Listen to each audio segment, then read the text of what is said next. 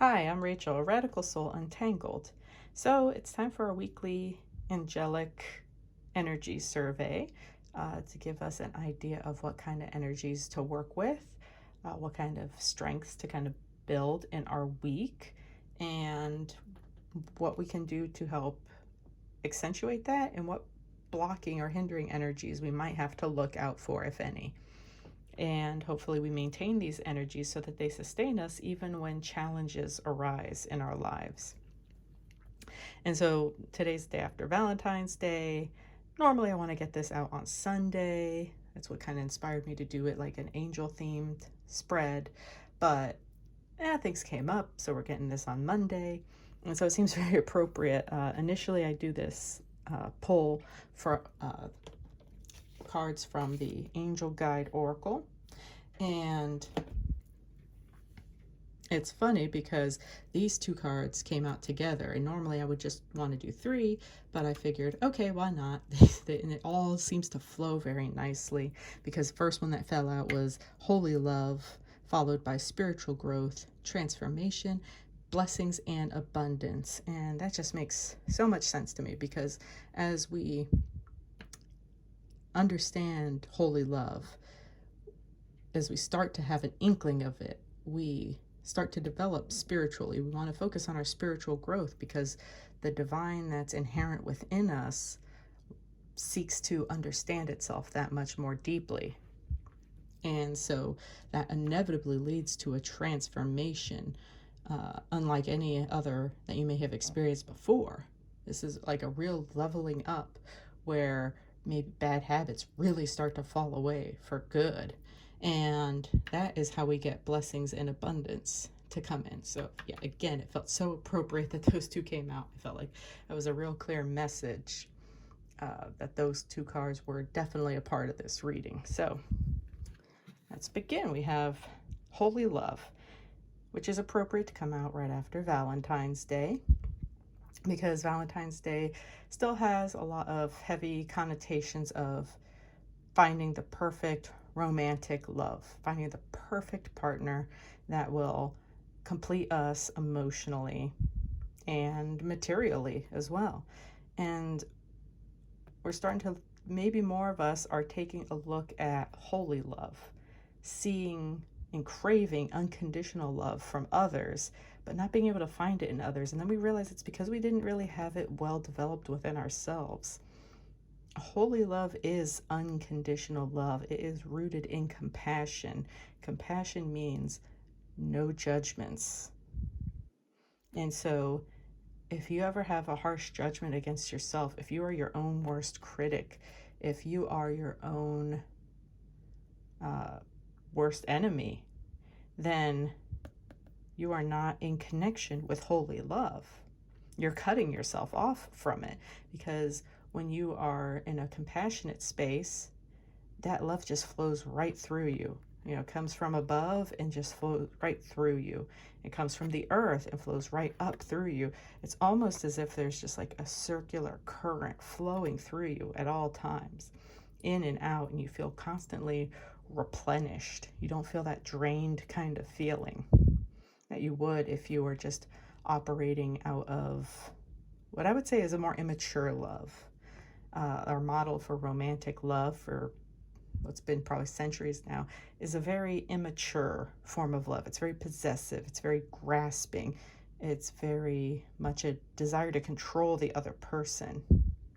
And so when you think about like children, thinking sometimes, especially if there's a new sibling coming into the picture, they might get a little graspy. They might get a little possessive. They might get a little nasty, because in their understanding, maybe love seems like a finite resource and that they need to compete for others with it. But love is abundant. That's the other thing about holy love, is that it is absolutely abundant.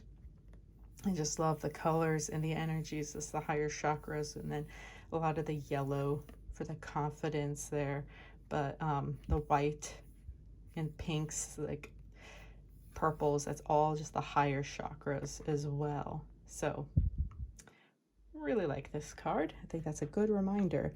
And how do we build holy love is actually Three of Raphael. So in this deck, this is the Archangel Power Tarot, and this one they use specific archangels as suits. So the Three of Raphael, it's green, like the heart chakra, and so it is the cups suit, basically. So this is a Three of Cups kind of energy, and we have the three lovely mermaids on the beach there, and we have reasons to celebrate, community of friends, a happy announcements regarding relationships or children. And so basically this card, Three of Cups, is very much a celebration card, getting with friends and really enjoying, really connecting with them, not just going to a party for something to do, but this is about really connecting with the people that you feel most comfortable with, friends, family, whatever. And this is real soul tribe energy, and that you are making efforts and successful efforts to connect with them on a regular basis, whether it's just like a hello, and how are you, check in every now and then, or you try to get together in person, or even just through like maybe a Zoom chat or something. You try to you're really cultivating a broader understanding of love, one that isn't as confined to the traditional model of one person to sustain you and fulfill you, your every emotional need. And ironically, that will eventually lead to a 10 of Cups, or 10 of Raphael. And this is the love and blessings fill your life, harmonious relationships with family members, happily ever after. So yes, 10 of Cups, or in this case 10 of Raphael, is the happy home, happy family, happily ever after sort of card. So we have children playing in the background. We have the couple, he's definitely, they're kind of engrossed in one another, but not an obsessive way. It looks just very much like a couple that's so comfortable with each other and yet so deeply in love that they still can capture each other's interests. And she's just covered in, are those butterflies or birds? Or bows? It's a little tricky to tell. But anyway, yeah, we have the rainbow, like a blessing over their relationship. It's very lush, very green, so much green in this card, so very much heart energy in this. And you have to have your heart open, not just to one specific person, but to plenty of people that you have a soul connection to, a spiritual connection. And by that, I just mean that these are people that you feel comfortable with, like no matter what. You don't feel like you have to put on a show to be around them. You don't feel like you don't have to always worry about saying the wrong thing, because you know that even if it doesn't come out right, they're gonna give you the benefit of doubt until you find the right words or right way to say it, or right,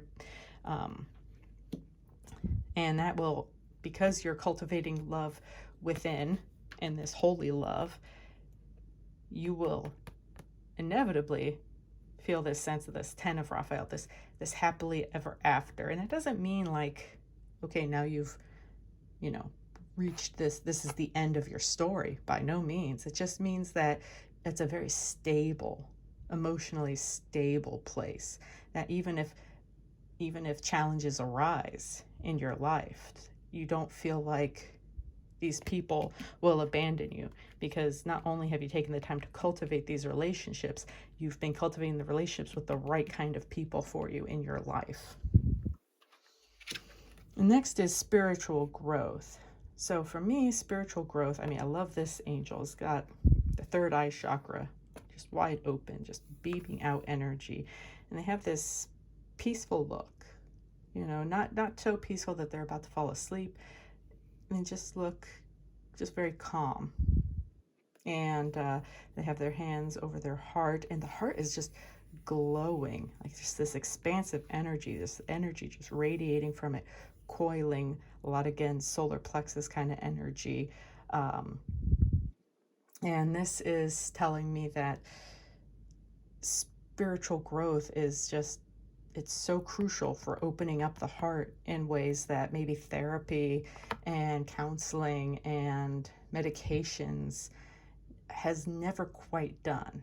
Those things will help you cope, and help maybe keep your ego a little bit in check. But it isn't really until you start to pursue a more spiritual path, a spiritual growth, that you really start to feel this opening up.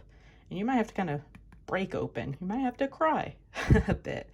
But once that's just old pain, old blocks leaving you. And as they leave you, you start to develop a deeper sense of insight because you don't have these old traumas blinding you and keeping you from seeing options, new opportunities as they come up. And as we pursue spiritual growth, I take it to mean that we have to, the Wheel of Fortune comes into play. And now this card, they puts a very positive spin on the Wheel of Fortune, which is actually a pun I just did not mean to make, but it does put a positive spin on the Wheel of Fortune. New beginnings, end of delays, a change in the direction that offers happiness. And I don't read reversals in these decks because they sort of kind of add them already. But so in this case, though, I kind of take a more complete view of the Wheel of Fortune, meaning that, yes, your fortune is coming in, but also, eventually you'll have a downswing, but you just have to have faith that inevitably an upswing will follow it. Your wheel's not weighted so that it only gets stuck in the down position. If it feels that way, that's because your thoughts are putting the weight on staying in the down position. If you stay with the divine, if you follow the energies as they come and you let them move through you, even if it's an energy of like sorrow, even if it's an energy of anger, if you just let it move through you and you don't hold on to it, your upswing will come right back to you. And spiritual growth also just leads to a deeper type of strength. So this is strength and grace through kindness, self-confidence, and forgiveness. So this version of strength, and I believe generally what strength means in most tarot decks, is not a strength of domination, which is what's been socialized into us as well. This idea that in order to prove that you're strong, you have to overpower others, you have to dominate others, you have to own others. This card especially emphasizes that, she's beside the lion. The lion is her friend here, and she is just radiating this sense of like confidence. She feels safe next to this lion, and she is not trying to dominate this lion. She's not trying to train this lion or tame it. She is just letting this lion be. And so she hasn't had to dominate this lion because she just accepts the lion for its own nature. She's not trying to control it or harness it or manipulate it by either using fear or some other form of trickery. She's just accepting the lion for what it is, and so the lion accepts her because she knows who she is.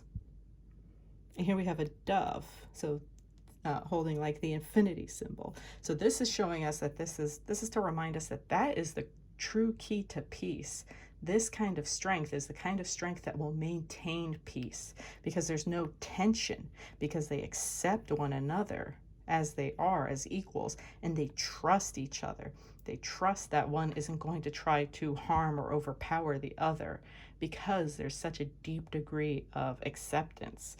And because she is confident in who she is, she doesn't have to fear this lion. She knows that she can get out of danger. She's an angel.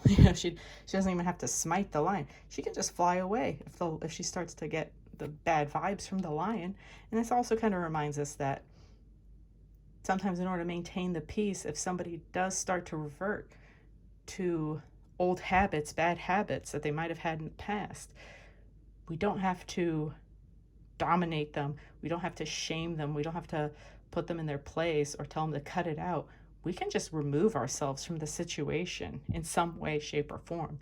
Doesn't mean we stop talking about it, but maybe we leave the room for a little bit. maybe we just stay quiet for a little bit and trust that they will pick up on that. But yeah, this version of strength is the kind of strength that will lead to a lasting peace, both within, because this lion can represent the beast within us, and also with others. And as we develop our spiritual growth through holy love, that leads to massive transformations. So just this card is just overwhelming with confidence, this new sense of I am, who I really am. You're not so much attached to labels anymore. You're not going, well, now I'm this kind of person. Well, now I'm this kind of person. Now I'm a goth, or now I'm a libertarian. Now I'm an anarchist. Now I'm a vegan. Now all these things. You're not so attached to labels anymore. You've kind of transcended labels, not because you're being this high-minded person. You kind of see the labels as how they are limiting, and this is a person just going like, no more limits, because they have harnessed this connection of holy love with the divine and with themselves, and they've been focusing on their spiritual growth. So these transformations are the kind of transformations that really last, and you don't necessarily have to have a tower come to Jesus kind of moment, but that's usually what triggers them. Usually extreme discomfort makes those kind of lasting changes come, and kind of makes that worth it. Because how many times do we beat ourselves up over minor mistakes or just bad habits that we have? And it doesn't matter how much we learn other techniques to get beyond that, we still fall into these old habits. How many times have you started a new exercise regime and you haven't, only to drop it after a couple weeks? How long have you started keeping a schedule or calendar or something like that, only to kind of let it fall by the wayside? How many of you started a new hobby with a lot of gusto and you buy all the supplies only to lose interest in it, like, again, a couple weeks later? So these kind of transformations, these are the ones that really stick with you. And they come out of a desire, I think, ultimately for like a kind of justice. So we got justice here as a supporting energy for it. Fight for justice and equality. Ruling made in your favor. Don't give up. So it could mean like if you have some sort of legal issue or some other kind of issue pending where there's some sort of external arbiter. So this is saying that, you can be more confident in that outcome. Just trying to trust that if it's your highest and best good, even if it doesn't work out the way you think it should work out, it may ultimately be in your highest and best good, because it might trigger something that will cause this transformation. So sometimes we feel like life is being unfair, but we don't realize how much we've contributed to that unfairness to ourselves. How many times we've kind of self-sabotaged, how many times we've held ourselves back, and then all of a sudden, hey, this thing's happening, that's not fair, I'm a good person. But it's been part of your habits that have brought these circumstances to pass. However, if that happens enough, you start to really see the pattern, you start to really understand your part in it, and this isn't to shame you or make you feel like hopeless. Initially, you'll have that feeling. Once you really start to understand that, you'll be like, oh God, I did all of this to myself. God, I'm terrible, I'm an idiot. So you'll have that. That's normal, that's natural, but you don't stay there for too long, because then you start to see how, hey, this actually has worked out for me. Because if this hadn't happened this way, well, I would have missed this opportunity that ended up coming out as a result of this. So ultimately, there is a sense of justice, even when things don't seem to go your way. That's the don't give up part. Don't be so stymied by seemingly unfair results that you use that as justification to hold yourself back. Accept those changes, or accept those judgments, whether they seem unfair or not, because it can help you towards a transformation. It might just be the divine trying to shake you out of these old patterns so that you can have a lasting change that will bring blessings in abundance. I have 4 of Ariel. So 4 of Ariel's the Pentacles suit in this. And it says, when you give, you also receive, being resistant to change, extremes in how you save or spend money. So again, this kind of echoes what I was saying in the Justice card, this idea of you might have been resistant to change for years. And so these unfair seeming results might keep piling up. And it makes you kind of want to be miserly with your resources. Four of Pentacles or coins, or in this case, Ariel, is usually some like stability, but you crave that stability so much that you might end up being kind of miserly and have a bit of a hoarding energy. You might, you're kind of stuck in a scarcity mentality, so that you think, well, I can't afford to do this nice thing for myself because, I have these bills to pay. And you have, but you might be a little overly cautious about it. And so it's saying, when you give, you also receive. So the more you are willing to give to others, the more you also are willing to receive. So if you're like, I can't loan out $5 to somebody, what if they never pay me back? Well, that means when somebody says, oh, hey, here's $20 for the, and you go, oh, no, that's too much. Because you've already told yourself giving somebody $5, $20 for seemingly no good reason is too much if they don't pay you back. So how could you receive that from another person? You see me, or you hear me? like if you're so fearful of losing $20, you're going to assume that other person has that same mentality as you. And so you're going to say, well, I don't want to receive $20 from you, because then you're going to expect that $20 back. And what if I can't give it to you at the time you need it? I just would rather not have it at all. I would rather not have you hold that over my head, because you're probably holding that over other people's heads. When you do loan them money or you give them money, just give the money, and then let go of the expectation of being paid back. Trust that, hey, I would like to be paid back if you need to be, but don't be so focused on being paid back monetarily. Also, you could be paid back in other ways. And it doesn't even necessarily have to be by that same person.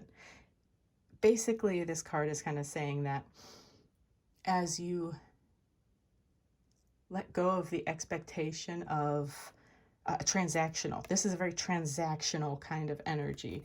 I give you this, you give me that. You did this, I pay you that. That's really not how we're meant to live. With keeping score every time. If you ever had a relationship, especially a romantic relationship, where it just felt like there was somebody always keeping score, it ends up not just being about money, but it spreads to all other matters too. Well, I did the dishes for you. Well, I took out the trash. Oh, but you didn't do that, because you're squabbling about the value of each chore. Do you get it?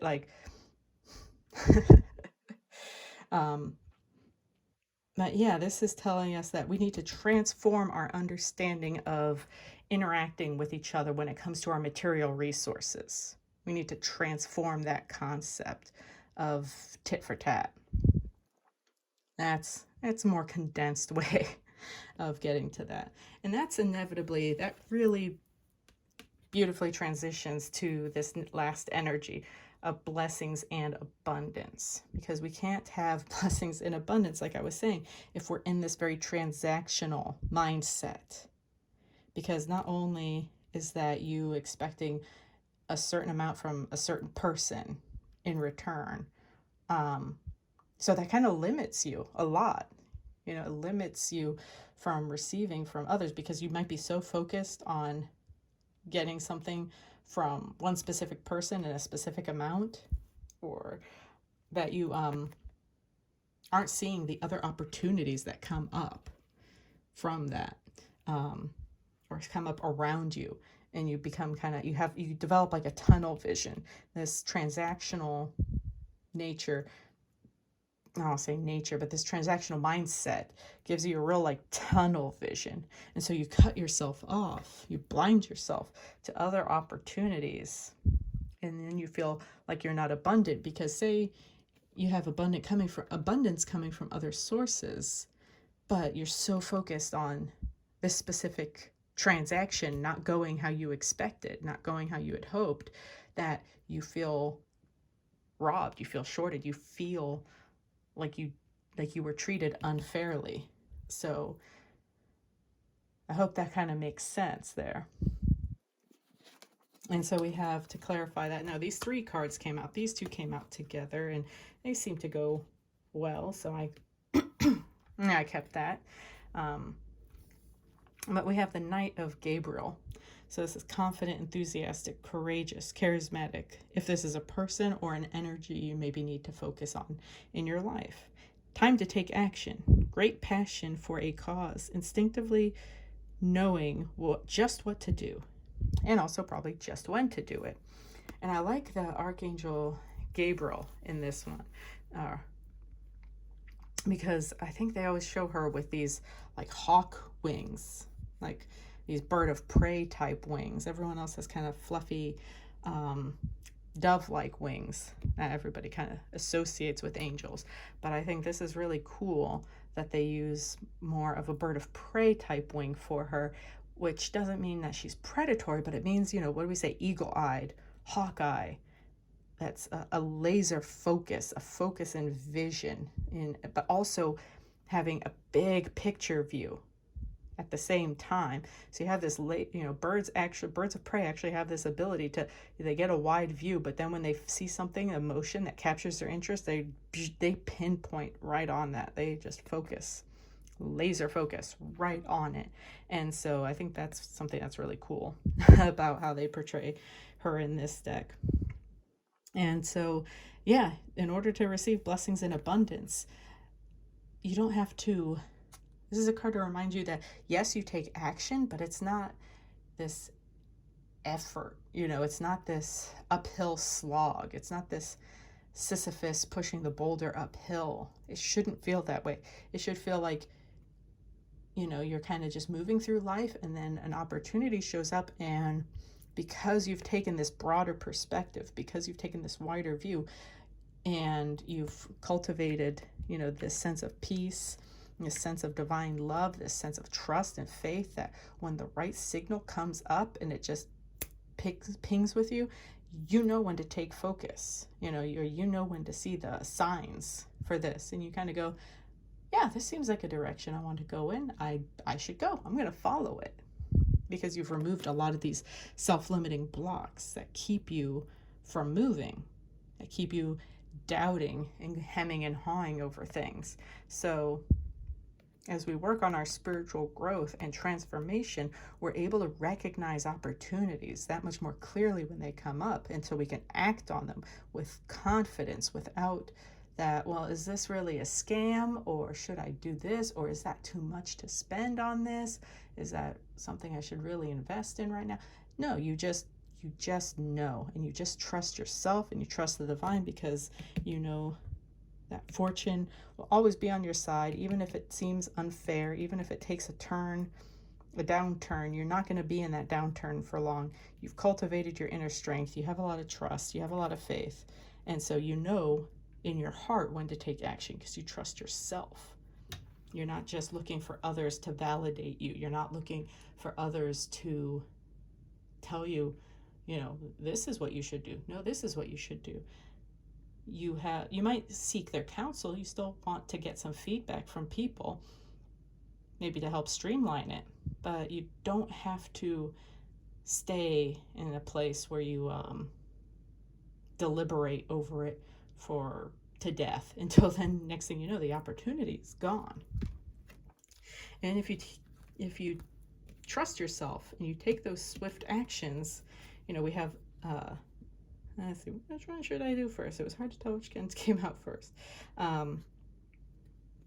We'll go with Ace of Raphael. So this is the Cups suit again. So this is a positive, new emotional experience, fulfilling romantic relationships, deep, lasting spiritual insights. So this is saying to us that we have to, as we recognize our abundance, as we go through these transformations, as we start to really to see a big picture and get this better idea of divine love, we have an improved emotional state. We have new emotional experiences that are overwhelmingly positive. So the Sun card came out with this. This is, life is wonderful. Thrive through power of positive thinking and inspiring success. So yeah, this is saying that you stay in this positive energy, this positive mindset. There's a lot of, again, this solar plexus chakra. There's so much yellow in this. There's sunflowers everywhere, wide open, just like your solar plexus, just that open energy of this expansive feeling of, yeah, I can do this. I know who I am, so I can move through the world with grace and ease and confidence, and I can be open to love.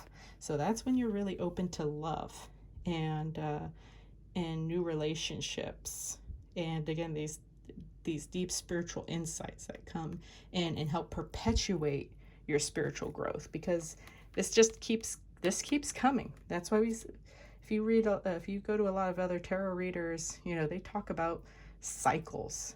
We go through these cycles, but every time, it's not, we think of cycles in our lives as kind of stuck on this hamster wheel. And with how society is today, that's mostly true. That we're stuck on what feels like a hamster wheel. And that's why it seems like time just flies by, but we haven't really gone anywhere. It really should be like there's a cycle, and then there's another cycle, and then there's another cycle. But see, there's still a progress forward. But each cycle still feeds into the other. There's still some overlap, but you should still see, a progression, as we move through these cycles. So you're not on the same thing, like Hanna-Barbera cartoon where they recycle the background over and over again as the characters walk. We want to get out of that kind of trapped feeling, because that's where a lot of us feel stuck. A lot of us feel trapped, is because we stay in the same cycle. We haven't broken free of the same cycle. But once we understand what holy love really is, how it flows within us and through us, and we take spiritual growth, then we start to develop new cycles. And even before really taking a conscientious approach to spiritual growth, we are still moving forward, but it's still like we're more like moving in these little circles, and they feel like the same, and we're still moving forward, but it's just harder to tell. And we're probably staying in this little circle over and over and over again. So, and I forgot, we have the bottom of the deck energy, the overall energy, number 13. In this deck, they call it peace. Release the past. There is more enriching future coming. Let go and let God. But if you recall, number 13 in tarot is the death card. But in this card, they call it peace, which I think is very sweet, because again, this deck and the Angel Wisdom Tarot, I think they call it a different name there, but they really do try to take a lot of the negative, the card names that have somewhat negative connotations. They try to do that, not to water down their meaning, or make it saccharine sweet. It's more to keep people from having their guard come up. It's to keep people in a more receptive energy. Because you hear, oh, okay, we have the peace card. Oh, peace, that sounds nice. What does it mean? Release the past, let go. there's a more enriching future to come. Like, going, like, God, okay, that sounds good. But if I pull this out, it's like, and the death card. People will still, even if they've, are familiar with tarot readings, they still go, so there's still that negative connotation, even if you've been, into tarot for like years. Some people may still have that little, ping of resistance, or their guard comes up just because of that word. So I do think it's very clever how they reworded a lot of these cards. And yeah, this is just about releasing old patterns, because that is how we move into these new cycles, these more dynamic energy cycles. And that's how we just keep moving forward. But again, not a linear path, not a linear curve, or even like a jagged curve. It's still more like a bunch of little circles, and but constantly feeding us upwards towards our spiritual growth, towards these lasting transformations that will help us remove the kind of blocks that keep blessings and abundance from us. So it's not like, oh, what do I have to do to bring abundance and blessings to me? It's, no, what do you have to let go of in order to let the natural blessings and abundance and your awareness of it flow? Because sometimes you have so many blessings and abundance, but if you're not really aware of it, if you're so focused on scorekeeping and tallying and transactions being balanced and everything, you're going to miss it. And you're going to lose out on a lot. So I hope this helped. I hope this was a good reading. If you have any questions, please let me know in the comments. I also do, at this point, recorded tarot readings, personal readings. I'll put my lists and contact information and everything in the description. So thank you so much for your time and watching this. I hope it was helpful for you. My name is Rachel, a Radical Soul Untangled. Take care and have a great week, everyone.